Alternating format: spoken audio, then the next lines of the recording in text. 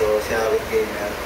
So, nakapag-usap na kami kanina and ayan, off-cam. Nasabi ko na talaga kay Awit, sana natuto na siya and pahalagahin niya kung ano yung mga bagay na pinagirapan. Kasi bawat sentimo, hindi natin pinupulot yan, hindi pinaghihirapan. Ayun.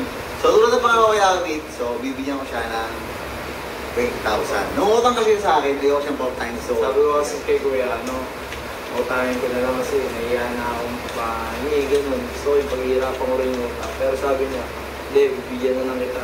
20K. So, ayun. Dahil Tignan ko. tapos pa ako. Magkano yung 4,000? 1, 2, Hindi, 3,600 lang yun. Hindi, 4,000, no? Marami akong pera eh. Wala sa akin yan. Inaano ko? Ay, hindi ko sa akin yan. Thank you. Baby. Bye mo. Wow. Ay, ito po ayos sa akin. Ano naman tayo? Okay kasi, naiwan na. Ako talaga yung Lagi.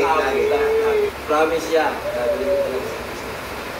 Naniniwala ako talaga. Tangin na. Nadali ko sa business. Yan, natalo ako. Puro tayo.